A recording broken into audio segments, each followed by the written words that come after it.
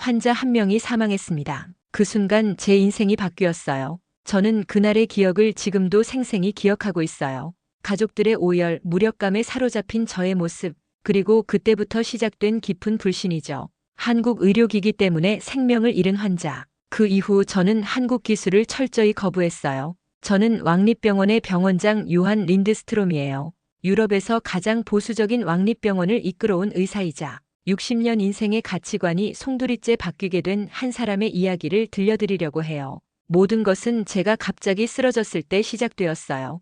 허리 디스크 탈출로 수술대에 오를 위기. 그런데 저를 구한 것은 다름 아닌 제가 그토록 경멸했던 한국의 기술이었죠. 저는 의학계에서 누구보다 엄격한 원칙주의자로 알려져 있었어요. 키가 크고 꼿꼿한 체격에 항상 완벽하게 다림질된 흰 가운을 입고 다녔죠. 걸음걸이만으로도 존재감이 느껴진다고 하더군요. 하지만 저에게는 한국이란 나라에 대한 깊은 불신이 있었어요. 단순한 편견이 아니라 아픈 상처에서 비롯된 감정이었죠. 10년 전 저는 한국의 한 의료기기 기업과 공동 프로젝트를 진행했었어요. 최첨단 수술 장비를 개발하는 야심찬 프로젝트였죠. 유럽 의료기술의 정밀함과 한국의 혁신적인 접근법을 결합하려는 시도였어요. 하지만 프로젝트는 처음부터 문제가 있었어요. 의사소통의 오해, 문화적 차이, 그리고 기술적 접근 방식의 차이가 계속해서 갈등을 일으켰죠. 저는 명확한 과학적 근거와 엄격한 테스트를 요구했지만 한국 측에서는 제 요구를 너무 경직되고 비효율적이라고 여겼어요. 양측의 갈등은 깊어갔고 결국 납기가 계속 지연되었죠. 그리고 결정적인 사건이 일어났어요. 납기 지연의 품질 문제까지 더해져서 수술 일정이 계속 미뤄지면서 결국 중증 환자 한 명이 목숨을 잃게 되었죠. 그 환자는 새로운 장비로 수술을 받기로 예정되어 있었지만 장비가 도착하지 않아 수술이 계속 미뤄졌고 결국 환자의 상태가 급격히 악화된 것이었어요. 저는 그날의 기억을 떨쳐낼 수 없었어요. 환자 가족들이 오열하던 모습, 그리고 수술실 앞에서 무력감을 느꼈던 제 모습까지 자신의 판단 실수로 한 생명이 사라진 것 같은 죄책감에 저는 몇 달 동안 잠을 이루지 못했어요. 그때부터 저는 마음속으로 다짐했죠. 그들은 과학이 아니라 감성으로 제품을 만들어요. 감성은 사람을 살리지 못해요. 유럽 의학은 수세기에 걸친 과학적 발전의 결과물이에요. 그 일 이후로 저는 한국과 관련된 기술이라면 아예 눈길조차 주지 않았어요. 병원 내 의료 장비 도입 회의에서도 한국산 장비는 후보 목록에서 자동으로 제외됐죠. 직원들은 제 이런 태도가 지나치게 편향되었다고 수군거렸지만 누구도 저에게 직접 말할 용기는 없었어요. 제 권위와 전문성은 절대적이었으니까요. 저 자신도 제 판단이 트라우마에서 비롯된 것임을 알면서도 그것을 합리화했어요. 과학적 엄격함이라는 이름 아래에서요. 최근 들어 제 귀에 자꾸 한국 안마기라는 말이 들려오기 시작했어요. 병원 직원들 사이에서 퍼진 소문이었죠. 보라색 안마기가 정말 신기해요. 한 번만 써보세요. 등과 어깨 통증이 거짓말처럼 사라져요. 이런 말을 들을 때마다 저는 짜증을 감추지 못했어요. 보라색 안마기, 또 감성팔이겠죠. 유행은 늘 감정을 파는 거예요. 심리적 효과일 뿐이라고 생각했어요. 제가 직원 휴게실을 지나다가 몇몇 간호사들이 보라색 안마기에 앉아있는 모습을 보고는 못 본 척 지나쳤어요. 의사들조차 그것을 사용하는 모습을 볼 때면 전문가로서의 자존심이 상했어요. 그들이 과학보다 유행에 현혹되는 모습이 실망스러웠죠. 임원 회의에서도 누군가 직원 복지를 위해 한국산 안마기 도입을 제안했을 때 저는 단칼에 거절했어요. 우리 병원은 과학적으로 검증된 장비만 드립니다. 감성적인 마케팅에 현혹되지 맙시다. 우리는 의료기관이지 스파가 아니에요.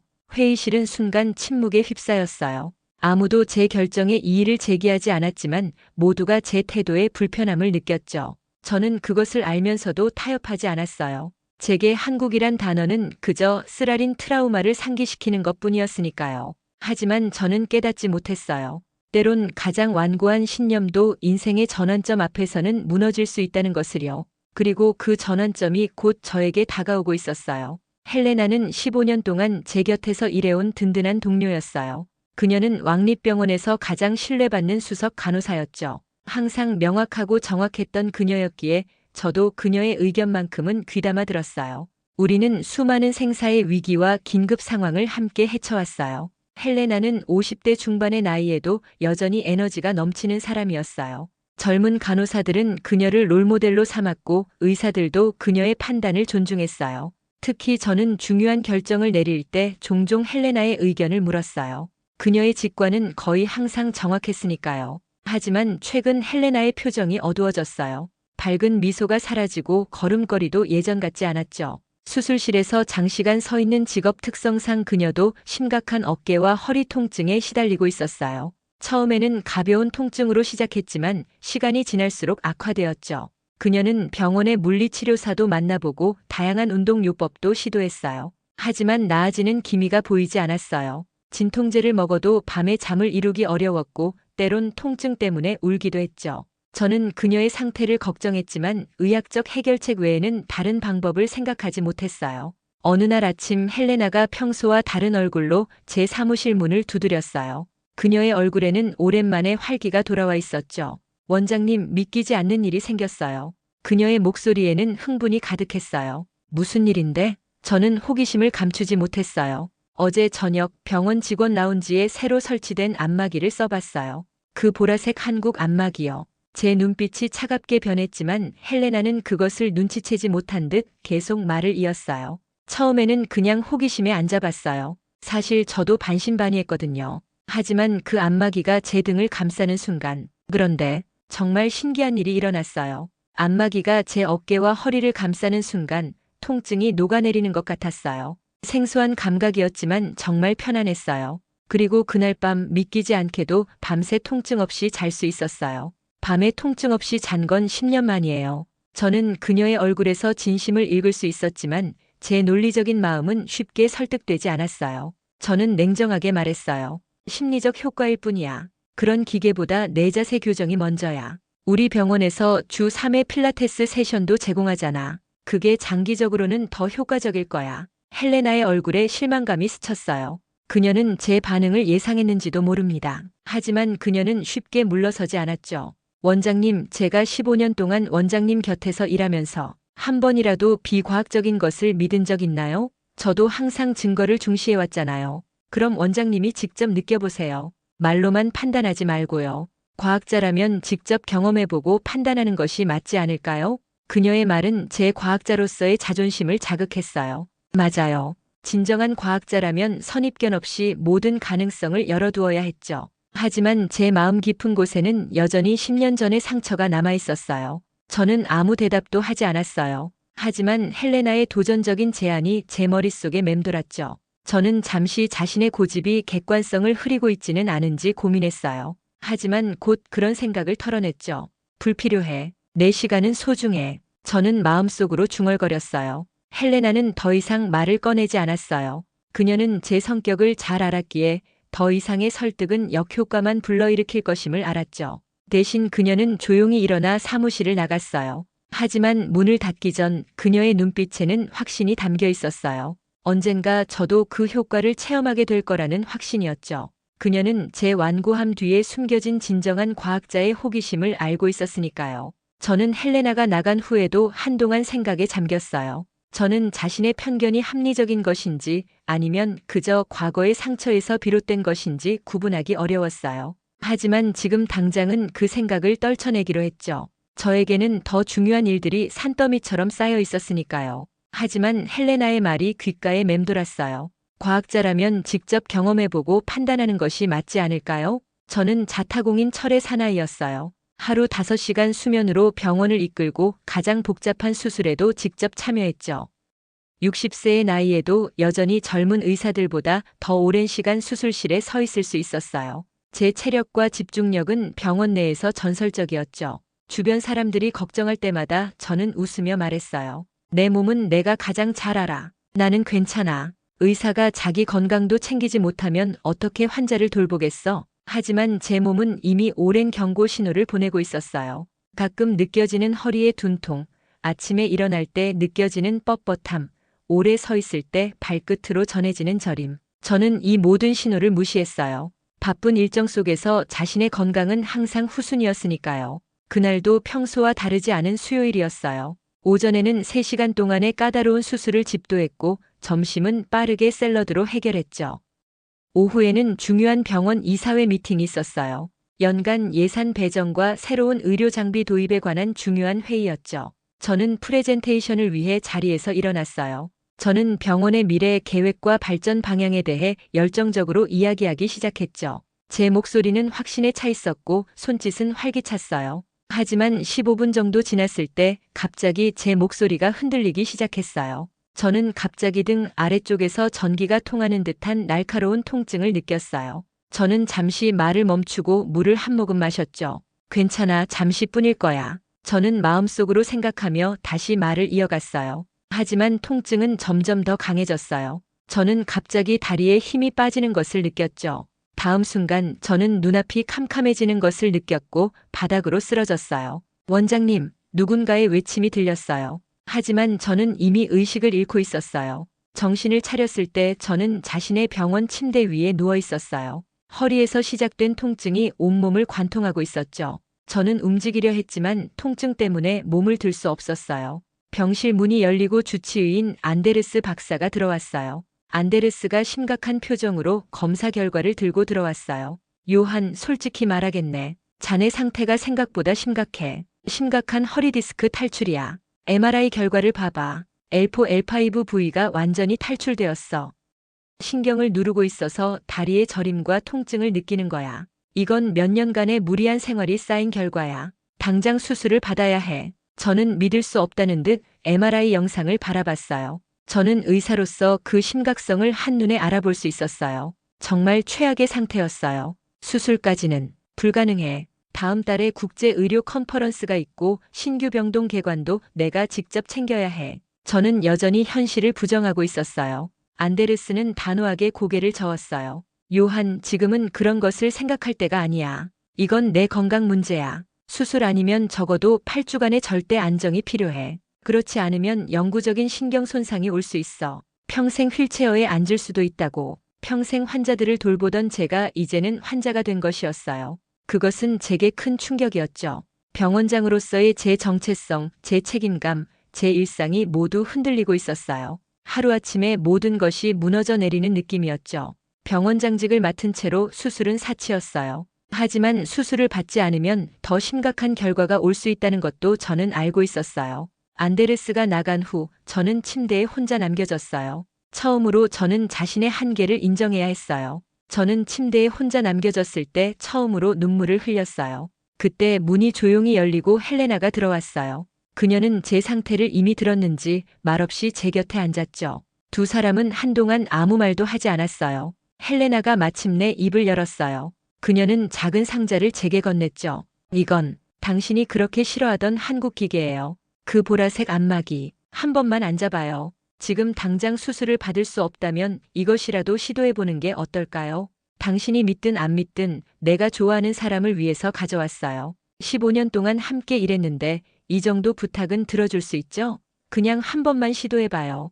더 나빠질 것은 없으니까요. 자존심과 고통 사이에서 제 마음이 흔들리기 시작했어요. 평생 과학적 근거에 의존해온 제였지만 지금은 그 어떤 해결책도 제게 희망을 주지 못했어요. 제 마음 한구석에서는 작은 목소리가 들렸어요. 정말 이것밖에 없는 걸까? 그날 밤 병원이 조용해질 무렵이었어요. 저는 헬레나가 두고 간 상자를 오랫동안 바라봤죠. 병실의 희미한 조명 아래에서 그 보라색 상자는 묘하게 제 시선을 끌었어요. 제 머릿속에서는 수많은 생각이 교차했어요. 10년 전의 트라우마, 한국 기술에 대한 불신, 그리고 지금의 절망적인 상황까지. 이게 내 마지막 희망일까? 아니, 난 아직 다른 선택지가 있어. 수술을 받을 수도 있고. 저는 계속해서 자신과 대화를 나눴어요. 하지만 수술은 최소 8주의 회복 기간이 필요했고 그동안 병원장 자리를 비워두는 것은 불가능했어요. 게다가 수술 자체에도 위험이 따랐죠. 제 나이와 상태를 고려하면 완전한 회복을 장담할 수 없었어요. 결국 저는 간신히 몸을 일으켜 휠체어를 타고 병원 휴게실로 향했어요. 아무도 없는 시간을 택한 것은 자존심 때문이었을 수도 혹은 실패할 경우를 대비한 것일 수도 있었죠. 저는 누구에게도 이 모습을 보이고 싶지 않았어요. 특히 제가 그토록 비판했던 한국 안마기를 사용하는 모습을. 휴게실은 깜깜했어요. 저는 불을 약하게 켜고 헬레나가 가져다 준 상자를 테이블 위에 올려놓았어요. 상자를 열자 세련된 디자인의 보라색 안마기가 모습을 드러냈어요. 단순한 형태였지만 어딘가 고급스러운 느낌이 들었죠. 저는 처음으로 그 제품을 편견 없이 바라보았어요. 상자 안에는 한글과 영어로 된 사용 설명서가 들어있었어요. 저는 의사답게 사용 설명서를 꼼꼼히 읽었죠. 설명서에는 전통 한의학의 경혈점을 기반으로 한 첨단 기술이라는 설명이 있었어요. 과학자로서 저는 회의적이었지만 지금의 저에게는 선택지가 많지 않았어요. 저는 천천히 조심스럽게 안마기에 앉았어요. 제 허리에 통증이 전해졌지만 어떻게든 자세를 잡았죠. 의사로서의 분석적인 태도가 몸에 배어 있었기에 저는 모든 감각을 객관적으로 관찰하려 노력했어요. 전원 버튼을 누르자 안마기가 부드럽게 진동하기 시작했어요. 처음에는 별다른 느낌이 없었죠. 역시 그냥 평범한 마사지 기계일 뿐이야라고 저는 생각했어요. 하지만 1분, 2분이 지나면서 제 표정이 미묘하게 변했어요. 안마기가 제 등을 감싸는 순간 묘하게 익숙한 감각이 스며들었어요. 그것은 물리치료사의 손길과도 다르고 일반 마사지와도 달랐죠. 마치 누군가가 제 몸 상태를 정확히 알고 있는 것처럼 통증이 있는 지점을 정확하게 짚어내는 느낌이었어요. 이건 물리치료도 아니고 약물도 아닌데 어떻게 이런 감각이. 저는 갑자기 몸에서 열감이 느껴지는 것을 알았어요. 마치 오래된 얼음이 녹아내리는 것 같은 감각이었죠. 제 굳어있던 근육이 조금씩 이완되기 시작했어요. 통증이 완전히 사라진 것은 아니었지만 무언가가 달라지고 있었어요. 머릿속으로는 여전히 이것이 일시적인 효과일 뿐이라고 생각하려 했지만 제 몸은 분명한 변화를 느끼고 있었어요. 저는 과학자로서의 호기심이 일었어요. 이 기계가 어떻게 제 통증 지점을 정확히 찾아내는지, 어떤 원리로 작동하는지 궁금했죠. 설명서에 적혀있던 경혈 기반 AI 기술이라는 문구가 갑자기 제 머릿속에 떠올랐어요. 저는 한의학에 대해 깊이 공부한 적은 없었지만 기본적인 개념은 알고 있었어요. 서양 의학과는 다른 접근법이지만 수천 년 동안 이어져 온 치료 체계라는 것을요. 10분이 지났을 때 저는 조용히 자리에서 일어나려 했어요. 그리고 놀라운 일이 일어났죠. 전에는 일어설 때마다 찌르는 듯한 통증이 있었는데 지금은 그 강도가 확실히 줄어들었어요. 통증이 완전히 사라진 것은 아니었지만 확실히 견딜 만한 수준으로 감소했어요. 아, 덜 아프네. 제 표정엔 말할 수 없는 충격이 떠올랐어요. 저는 믿을 수 없다는 듯 몇 발자국을 더 걸어봤죠. 확실히 아침보다 움직임이 나아졌어요. 물론 완전히 나은 것은 아니었지만 분명한 변화였어요. 저는 허리에 손을 얹고 천천히 몸을 돌려보았어요. 여전히 통증은 있었지만 전보다는 확실히 나아진 상태였어요. 저는 그 자리에서 이렇게 중얼거렸어요. 내가 틀렸나? 10년 동안 굳게 닫아두었던 마음의 문이 조금씩 열리기 시작했어요. 저는 안마기 옆에 놓인 의자에 앉아 깊은 생각에 잠겼어요. 과학자로서 저는 한 번의 경험을 맹신하지 않았지만 분명 뭔가가 있었죠. 저는 수년간 허리 통증으로 고통받는 환자들을 치료해왔어요. 그들이 어떤 표정을 짓는지, 어떤 말을 하는지 잘 알고 있었죠. 그리고 지금 제가 느끼는 것은 분명 일시적인 위약 효과 이상이었어요. 저는 다시 안마기에 앉아 30분간 더 사용했어요. 이번에는 더 깊은 이완감을 느꼈어요. 제 과학적 사고는 계속해서 이 경험을 분석하려 했지만 제 몸은 이미 그 효과를 받아들이고 있었어요. 그날 밤 저는 오랜만에 깊은 잠에 들었어요. 잠들기 전 저는 평소보다 적은 양의 진통제만 복용했어요. 그리고 다음 날 아침 일어났을 때 느낀 몸의 변화는 더욱 분명했어요. 저는 진통제 없이도 침대에서 일어날 수 있었죠.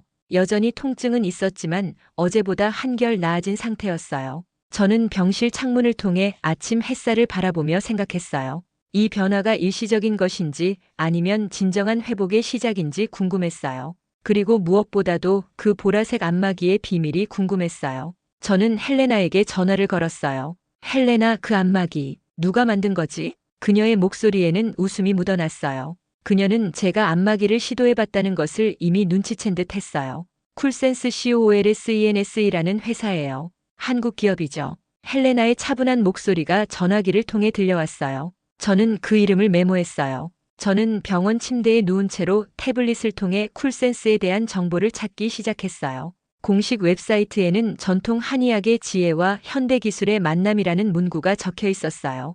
회사의 창립자인 이서진 회장의 사진도 볼 수 있었죠. 중년의 우아한 여성이었어요. 저는 한참 동안 정보를 읽어내려갔어요. 쿨센스는 단순한 웰니스 기업이 아니었어요.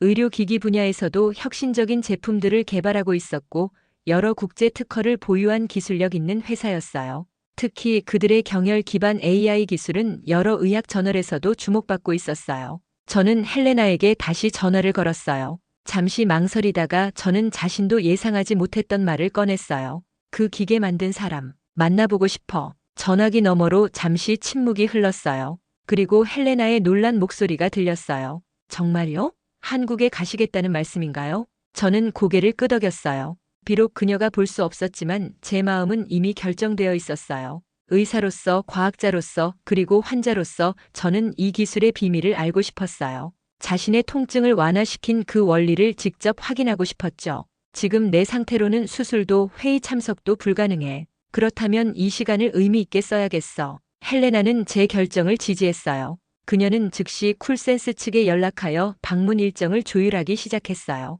놀랍게도 쿨센스 측에서는 유럽의 저명한 병원장이 방문한다는 소식에 큰 환영의 뜻을 전해왔어요. 특히 이서진 회장이 직접 저를 만나겠다고 했어요. 병원 이사회에서는 제 결정에 의아해했지만 제 건강을 위한 선택이라면 존중하겠다고 했죠. 저는 아이러니하게도 제가 그렇게 무시하던 나라, 한국으로 향하게 됐어요. 비행기 안에서 저는 여러 가지 생각에 잠겼어요. 저는 태블릿을 꺼내 10년 전 실패했던 프로젝트의 보고서를 다시 읽었어요. 이번에는 다른 시각으로요. 그때 제가 내렸던 무자비한 판단들, 한국 기술에 대한 일방적인 비난들이 새삼 부끄럽게 느껴졌어요. 보고서를 자세히 살펴보니 당시 문제의 원인은 단순히 한국 기업의 책임만은 아니었다는 것을 깨달았어요. 커뮤니케이션 오류, 문화적 차이, 양측의 지나친 자신감이 복합적으로 작용한 결과였어요. 그리고 무엇보다도 제가 그때 좀 더 열린 마음으로 대화했다면 결과가 달라졌을지도 모른다는 생각이 들었어요. 내가 너무 감정적이었던 건 아닐까? 실패의 책임을 모두 그들에게 돌린 건 아니었을까? 저는 창밖의 구름을 바라보며 묵직한 깨달음을 얻었어요. 제가 10년 전 무시했던 그 기술이 지금 제 생명을 구한 것이에요. 아이러니의 극치였죠. 운명이 저에게 주는 작은 교훈 같았어요. 비행은 길고 지루했지만 제 마음은 이상하게도 가벼웠어요. 마치 오랫동안 짊어지고 있던 무거운 짐을 조금씩 내려놓는 것 같았어요. 한국으로의 여행은 단순한 비즈니스 트립이 아니라 제 과거와 마주하는 여정이 될 것 같았어요. 한국 인천공항에 도착했을 때 저는 낯선 설렘을 느꼈어요. 이것은 단순한 출장이 아니라 제 고정관념과 편견에 도전하는 여정이었으니까요. 공항은 현대적이고 깨끗했어요. 처음 보는 한글 간판들과 분주하게 오가는 사람들 사이에서 저는 문득 제가 얼마나 좁은 세계에 살아왔는지 깨달았어요. 쿨센스에서 보낸 운전기사가 저를 맞이했어요. 제 허리 상태를 고려해 특별히 편안한 의자가 설치된 차량을 준비했다고 했어요. 저는 그런 세심한 배려에 감동했어요. 차량은 서울 시내로 향했고 창밖으로 펼쳐지는 현대적인 도시 풍경이 제 눈에 들어왔어요. 고층 빌딩들과 전통 건물들이 조화롭게 어우러진 모습이 인상적이었어요. 호텔에 체크인한 후 저는 내일 있을 쿨센스 회사 방문을 준비하며 잠자리에 들었어요. 제 머릿속에는 수많은 질문이 맴돌았죠. 도대체 이 기술의 비밀은 무엇일까? 어떻게 그들은 내 통증을 정확히 찾아내는 기계를 만들었을까? 그리고 내가 그들에게 어떤 말을 해야 할까? 10년 전의 실패에 대해 한국에서의 첫날 밤 저는 제 과거와 조용히 대화를 나눴어요. 그리고 내일은 새로운 시작이 될 것이라고 다짐했어요. 저는 안마기를 사용하고 가벼운 스트레칭을 한 후 오랜만에 편안한 마음으로 잠에 들었어요. 서울 강남 쿨센스 본사 건물은 첨단 기술과 전통적인 요소가 조화롭게 어우러진 모습이었어요. 현대적인 유리 외벽과 함께 로비에는 한국 전통 정원이 꾸며져 있었죠. 작은 연못과 정교하게 다듬어진 소나무 그리고 자연석으로 이루어진 풍경이 방문객들에게 안정감을 주었어요. 저는 이런 대비가 신선하게 느껴졌어요. 약속 시간보다 조금 일찍 도착한 저는 긴장한 모습으로 로비에 앉아 있었어요. 저는 가끔씩 허리를 만지며 통증을 확인했어요. 다행히 안마기를 꾸준히 사용한 덕분에 상태는 점점 좋아지고 있었어요. 물론 완전히 나은 것은 아니었지만 적어도 휠체어 없이 짧은 거리는 걸을 수 있게 되었어요. 그때 한 중년 여성이 우아한 걸음걸이로 다가왔죠. 검정 정장을 입은 그녀는 단정하면서도 카리스마가 느껴지는 모습이었어요. 린드스트롬 원장님 맞으신가요? 저는 쿨센스의 회장 이서진입니다. 저는 놀랐어요. 저는 무의식 중에 회사 회장을 남성으로 상상하고 있었나 봐요. 그리고 또 한 가지 놀라운 점은 이서진 회장이 직접 로비까지 마중 나왔다는 것이었죠. 유럽에서라면 상상할 수 없는 일이었어요. 저는 천천히 일어나 인사를 건넸어요. 두 사람은 간단한 인사를 나눈 후 엘리베이터를 타고 회의실이 있는 층으로 이동했어요. 이 회장은 제 건강 상태에 대해 물으며 진심 어린 관심을 보였어요. 그녀는 제가 안마기를 사용해 본 경험에 대해서도 물었어요. 두 사람은 회의실로 이동했어요. 회의실은 넓고 쾌적했으며 창문을 통해 서울의 스카이라인이 펼쳐져 있었어요. 테이블 위에는 차와 한과가 준비되어 있었어요. 저는 회의실에 앉자마자 단도직입적으로 물었어요. 이 기계는 어떻게 그렇게 정확하게 통증을 잡는 건가요? 어떤 기술을 사용하는 건가요? 솔직히 말하면 처음에는 반신반의했습니다. 하지만 직접 경험해보니 분명 무언가가 있더군요. 이 회장은 조용히 웃으며 대답했어요. 그건 기계가 아니라 철학입니다. 저는 의아한 표정을 지었어요. 철학이라니 저는 더 구체적인 기술적 설명을 기대했던 것 같았어요. 이 회장은 차를 따르며 계속해서 이야기를 이어갔어요. 이어서 그녀는 놀라운 이야기를 들려주었어요. 쿨센스의 기술은 그녀의 할머니인 이명숙 한의사의 지식에서 시작되었다고 해요. 이명숙 할머니는 일제강점기 시절에도 전통 한의학을 지키고 발전시켰던 인물이었어요. 수천 년 동안 전해 내려온 경열 지식을 현대 의학과 접목시키려 노력했다고 해요. 할머니께서는 항상 말씀하셨어요. 몸은 하나의 시스템이며 모든 부분이 서로 연결되어 있다고요. 서양 의학이 특정 증상과 부위에 집중한다면 동양 의학은 몸 전체의 균형과 에너지 흐름을 중시합니다. 우리는 이 두 가지 접근법을 결합했어요. 그녀는 테이블 위에 있던 태블릿을 꺼내 제게 보여주었어요. 그것은 안마기 내부의 구조와 작동 원리를 담은 도면이었어요. 우리 기술의 핵심은 경열 기반 AI입니다. 사용자의 체형, 근육 긴장도, 혈액순환 패턴을 실시간으로 분석하고 개인별 경열점을 찾아내 자극하는 거죠.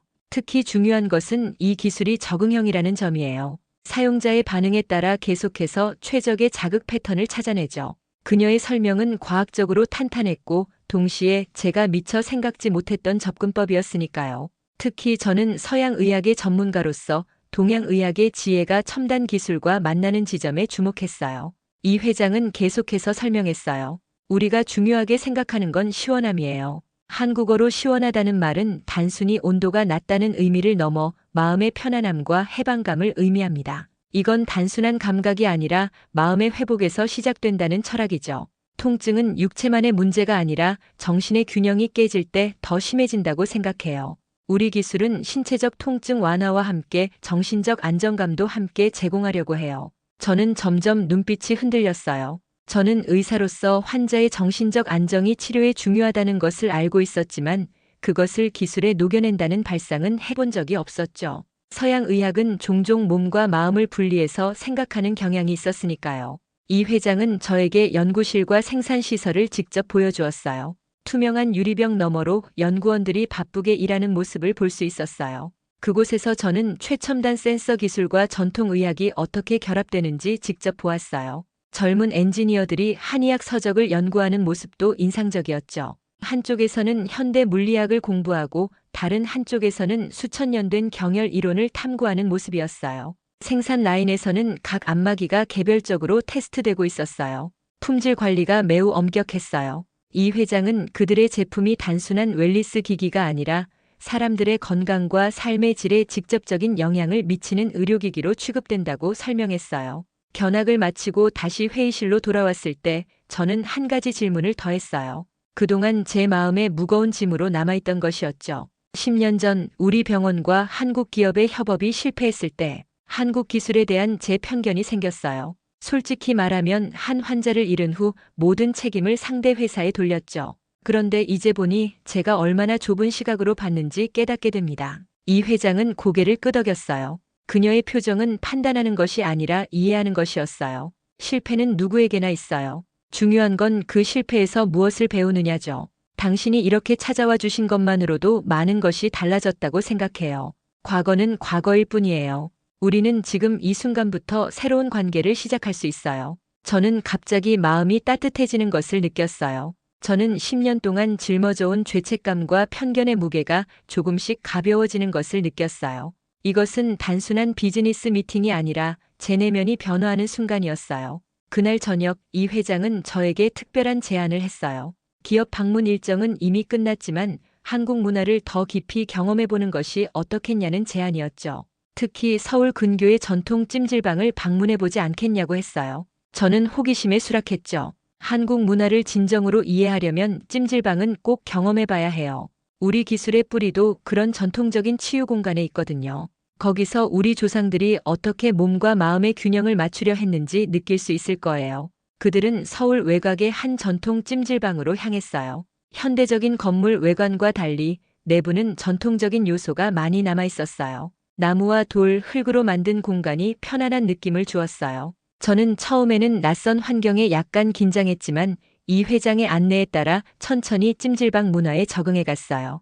찜질방은 저에게 완전히 새로운 경험이었어요. 한국 특유의 공동체 문화가 느껴지는 공간이었죠. 사람들이 편안하게 쉬고 대화하고 서로의 건강을 챙기는 모습이 인상적이었어요. 그곳에는 다양한 연령대의 사람들이 함께 어울려 있었어요. 노인들은 젊은이들에게 조언을 해주고 젊은이들은 노인들을 공경하는 모습이 보였어요. 이 회장은 저에게 찜질방의 다양한 시설들을 안내해 주었어요. 뜨거운 불가마, 차가운 냉탕, 약초를 우려낸 허브탕 등 다양한 종류의 공간이 있었어요. 특히 옥돌 침대는 제 관심을 끌었어요. 돌 아래에서 불을 때워 돌을 데우는 전통 방식이라고 했죠. 제가 따뜻한 돌침대에 누워있을 때 한나이 지긋한 아주머니가 다가왔어요. 그녀는 찜질방에서 때밀이를 하는 분이었죠. 이 회장이 그녀에게 저에 대해 간략히 설명했고 아주머니는 고개를 끄덕이며 저에게 다가왔어요. 외국인 손님이시네요. 한번 봅시다. 아주머니는 제 어깨를 만지며 맞고는 입을 열었어요. 그녀의 손길은 거칠었지만 묘하게 정확했어요. 어이구, 이 어깨에 웬 화가 이리 많대요. 가만, 이거 진짜 오래되셨네. 저는 처음엔 당황했어요. 어떻게 그녀가 제 상태를 단번에 알아챘는지 놀라웠죠. 저는 이 회장을 바라보았고 그녀는 미소를 지으며 설명해 주었어요. 이 어머님은 40년 넘게 때밀이를 하셨어요. 의사가 검사를 통해 병을 찾는다면 이분은 손으로 직접 몸의 상태를 읽는 거죠. 오랜 경험에서 나온 직관이에요. 아주머니는 계속해서 제 어깨와 등을 짚어보며 통증 지점을 정확히 집어냈어요. 마치 MRI 결과를 보고 있는 것처럼 정확했죠.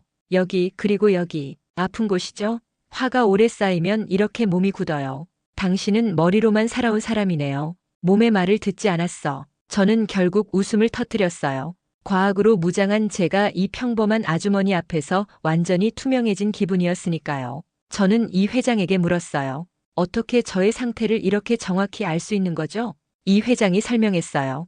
우리 몸은 거짓말을 하지 않아요. 특히 몸의 특정 부위에 긴장이 쌓이면 그 흔적이 남게 되죠. 오랫동안 사람들의 몸을 만져온 분들은 그 흔적을 읽을 수 있어요. 마치 나무의 나이테를 보는 것처럼요. 아주머니는 저에게 때를 밀어주겠다고 했어요. 처음에 저는 망설였지만 이 회장의 권유로 그 제안을 받아들였어요. 저는 아주머니의 지시에 따라 편안한 자세로 누웠어요. 때밀이는 저에게 생소한 경험이었어요. 아주머니는 특별한 수건으로 제 몸을 문질렀고 오래된 각질과 노폐물들이 떨어져 나왔어요. 그 과정은 약간 아프기도 했지만 묘하게 상쾌한 느낌이었어요. 마치 오래된 껍질을 벗기는 듯한 감각이었죠. 한참 동안 때밀이를 받은 후 저는 이전과는 다른 가벼움을 느꼈어요. 그것은 단순히 육체적인 것만이 아니었죠. 마음의 무게도 조금 덜어진 것 같았어요. 피부가 숨을 쉬는 듯한 상쾌함, 그리고 몸 전체가 이완되는 느낌이었어요. 이 회장은 저에게 전통 허브티를 건네며 물었어요. 어떠세요? 우리 찜질방 문화를 경험해보니? 놀랍네요. 이곳은 단순한 목욕탕이 아니라 일종의 치유 공간 같아요. 사람들이 서로 대화하고 몸을 돌보고 우리 병원에서는 볼 수 없는 모습이에요. 이 회장은 미소 지었어요. 네, 우리에게 찜질방은 그저 씻는 곳이 아니라 공동체가 함께 건강을 챙기는 공간이에요. 몸과 마음 그리고 관계까지 모두 돌보는 곳이죠. 저는 처음으로 한국이란 나라에도 따뜻한 사람과 철학이 있었구나 하고 느꼈어요. 서구 의학의 차가운 분석과는 다른 사람을 중심에 둔 따뜻한 치유 철학이 있다는 것을 깨달았죠. 이것은 제가 10년 동안 보지 못했던 측면이었어요. 그리고 그 순간 저는 제가 얼마나 편협했는지 깨달았어요. 한국에 대한 제 생각은 단 하나의 실패한 경험에 의해 형성되었고 그것이 10년 동안 제 판단을 흐렸던 것이었죠. 저는 이제야 전체 그림을 볼 수 있게 된 것 같았어요. 10년 전 실패한 프로젝트의 상처가 조금씩 아물기 시작했어요. 저는 더 이상 그 실패를 한국 기술의 탓으로 돌리지 않았어요. 대신 그것을 제 성장 과정에서 필요했던 교훈으로 받아들이기 시작했어요. 스웨덴으로 돌아온 저는 놀라운 변화를 맞이했어요. 제 허리 상태는 수술이 필요하지 않을 정도로 호전되었어요. 꾸준한 안마기 사용과 한국에서 배워온 스트레칭 방법이 효과를 보인 것이었어요. 그러나 가장 큰 변화는 제 마음가짐이었어요. 저는 제 실수와 한계를 인정하는 법을 배웠고 다른 문화와 관점에 대해 더 열린 태도를 갖게 되었어요. 이런 변화는 제 주변 사람들도 금방 알아차렸어요. 저는 병원에 한국식 웰니스 센터를 만들기로 결심했어요. 이사회에서는 처음에 의아한 반응을 보였지만 제 열정적인 설명에 점차 동의하기 시작했어요. 저는 한국에서의 경험과 쿨센스와의 협력 가능성에 대해 이야기했어요. 직원들의 건강과 행복을 위한 공간이었죠. 저는 직접 프레젠테이션에 나섰어요.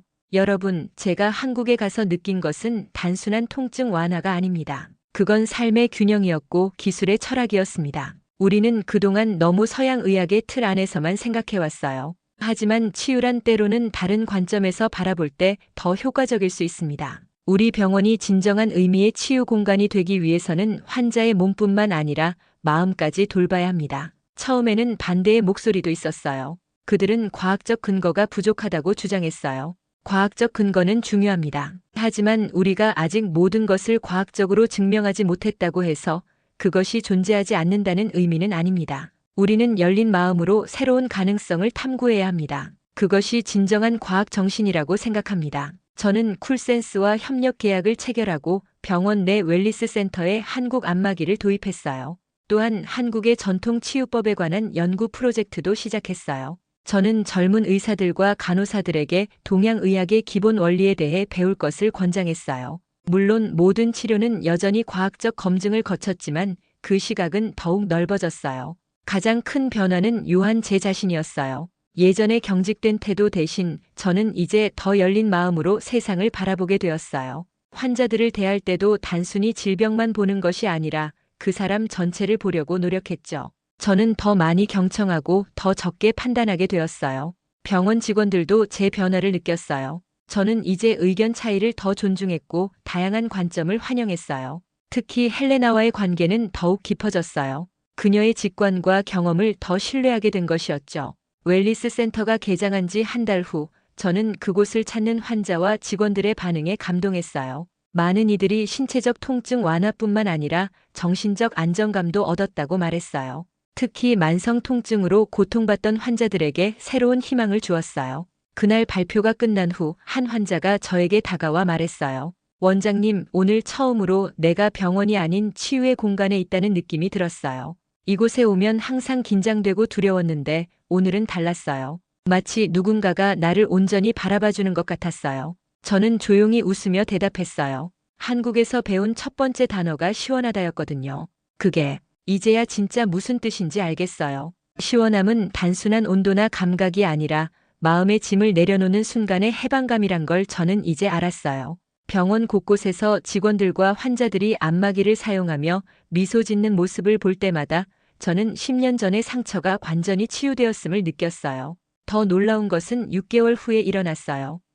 쿨센스와의 협업으로 만든 의료용 맞춤형 경혈 치료기가 유럽 의료기기 혁신상을 수상한 것이었죠. 이 장비는 기존의 안마기 기술을 발전시켜 수술 후 재활 환자들에게 특화된 것이었어요. 저는 시상식에서 이서진 회장과 함께 무대에 올랐어요. 이 기술은 동양과 서양의 만남이며 과거와 미래의 조화입니다. 우리가 서로의 다름을 인정하고 배우려 할 때 진정한 혁신이 시작됩니다. 10년 전 저는 실패를 경험했습니다. 하지만 지금 생각해보면 그 실패는 오늘의 성공을 위한 필요한 과정이었던 것 같습니다. 제 이야기는 스웨덴 의료계를 넘어 유럽 전역에 퍼져나갔어요. 한국과 스웨덴 사이의 의료 협력은 더욱 깊어졌고 많은 병원들이 제 웰니스 센터 모델을 따라하기 시작했어요. 저는 이제 자주 컨퍼런스에서 동서양 의학의 통합에 대해 강연을 했어요. 그리고 때때로 저는 제 사무실에서 창밖을 바라보며 생각해요. 만약 그때 헬레나가 그 작은 상자를 가져오지 않았다면, 만약 제가 그 보라색 안마기를 시도해보지 않았다면 지금의 제 자신은 어떤 모습이었을까? 인생은 때로 가장 예상치 못한 방향에서 가장 큰 깨달음을 준다는 것을 저는 이제 알았어요. 그리고 그 깨달음은 단순한 안마기에서 시작되었지만 결국 한 사람의 인생과 수많은 환자들의 삶을 바꾸어 놓았어요. 한국과 스웨덴 두 나라의 만남은 단순한 기술의 교류를 넘어 마음의 교류가 되었어요. 요한 린드스트롬 원장의 이야기는 그렇게 새로운 치유의 역사가 되었어요. 그리고 그 역사는 지금도 계속 써내려가고 있어요. 여러분, 오늘 이야기 어떠셨나요? 때로는 우리의 고집과 편견이 인생의 새로운 가능성을 가로막기도 합니다. 하지만 요한처럼 용기를 내어 한 걸음 내딛는다면 예상치 못한 기쁨과 깨달음을 얻을 수 있을지도 모릅니다. 여러분의 삶에도 작은 변화가 큰 행복으로 이어지길 바랍니다. 오늘도 건강하고 행복한 하루 보내세요. 감사합니다.